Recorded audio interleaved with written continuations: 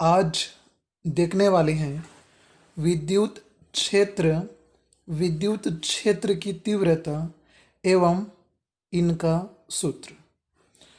तो सबसे पहले परिभाषा देखते हैं। किन्हीं एकांक आवेश के चारों ओर के क्षेत्र को विद्युत क्षेत्र कहते हैं, जहाँ तक उस आवेश का प्रभाव होता है। तो हमने यहाँ पर विद्युत क्षेत्र को देखा कि कोई भी यदि एकांक आवेश है तो उसके चारों ओर के क्षेत्र को विद्युत क्षेत्र कहा जाएगा। जैसे चित्र में देखिए, ऋण आवेश लिया गया और एक धन आवेश लिया गया।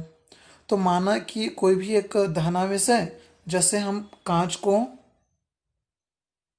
रेशम से घर्षण कराएं तो कांच में धन आवेश उत्पन्न हो जाएगा। वैसे ही एबोनाइट या प्लास्टिक के पाइप को उन से घर्षण कराने पर उनमें ऋण आवेश उत्पन्न हो जाता है। अब यहाँ पर एरो के चिन्ह को ध्यान से देखिए। धन आवेश और ऋण आवेश में एरो का चिन्ह किस प्रकार से लिया गया? तो विद्युत क्षेत्र की दिशा धन आवेश से ऋण आवेश की ओर होती है। और बिंदु आवेश के बारे में तो वैसे आप जानते ही हैं कि यदि कोई भी आवेश जिसकी विमा बहुत ही कम हो तो उसे हम बिंदु आवेश कहते हैं। तो चलिए अब नेक्स्ट बात करें। जैसे देखिए चित्र में विद्युत क्षेत्र की दिशा किस ओर है? धन से ऋण की ओर है। तो चूंकि यहाँ पे विद्युत क्षेत्र की दिशा निश्चित है, अतः विद्युत क्षेत्र को सदिश राशि माना जाता है। जैसे यहाँ पे आप देख ही सकते हैं, विद्युत क्षेत्र को हम क्या लेकर चलते हैं? सदिश राशि लेकर चलते हैं। उसी प्रकार से चित्र ई में देखिए, ऋण आवेश है तो दिशा धन से ऋण की ओर है। जैसे एफ में दोनों ही धन आवेश हैं तो एक दूसरे को प्रतिकर्षित कर रहे हैं, दिशा विपरीत है। अब हम बात करें विद्युत क्षेत्र की तीव्रता के बारे में। तो विद्युत क्षेत्र में रखा कोई आवेश जितने बल का अनुभव करता है उसे विद्युत क्षेत्र की तीव्रता कहते हैं। या फिर आप इसको ऐसा भी कह सकते हैं कि विद्युत क्षेत्र में किन्हीं आवेश को रखने पर उनमें लगने वाले बल को विद्युत क्षेत्र की तीव्रता कहते हैं। तो हमने यहाँ पे दो परिभाषा देखा। मान लीजिए कि कांच में हमने धन आवेश उत्पन्न कर लिया, उसके पास में किसी हम प्लास्टिक के पाइप को लाएं और उनमें ऋण आवेश हो, तो प्लास्टिक के पाइप पर उस ऋण आवेश पर बल कार्य करेगा। तो उस बल को हम क्या कहेंगे? विद्युत क्षेत्र की तीव्रता कहेंगे।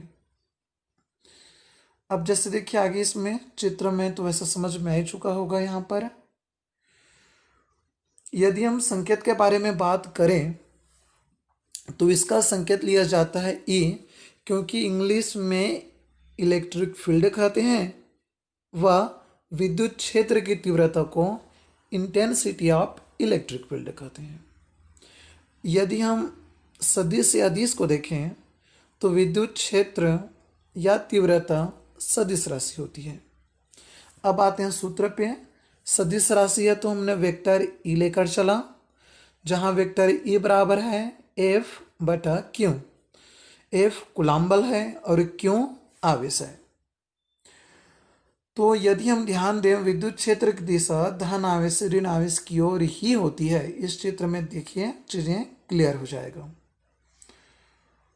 अब नेक्स्ट बात करें हम विद्युत क्षेत्र की तीव्रता का सूत्र। तो हम जैसे कि जानते हैं विद्युत क्षेत्र का संकेत होता है E बराबर एफ बटा क्यू नॉट। एफ कूलम्ब बल है और क्यू नॉट एकांक आवेश है। तो हम यहाँ पर यदि f का मान रखें तब क्या आएगा? तो हम जानते हैं f का सूत्र होता है 1/4 pi epsilon not Q not D का वर्ग, जहाँ एप्सिलॉन नॉट निरपेक्ष विद्युतशीलता है और डी दो बिंदु आवेशों या एकांक आवेशों के बीच की दूरी है। तो जब हमने f का मान रखा तो यहाँ से क्यू नॉट आपस में कट गया और हमें प्राप्त हुआ E बराबर 1/4 पाई एप्सिलॉन नॉट क्यू बटा डी वर्ग न्यूटन प्रति कूलम, इसका मात्रक रहेगा।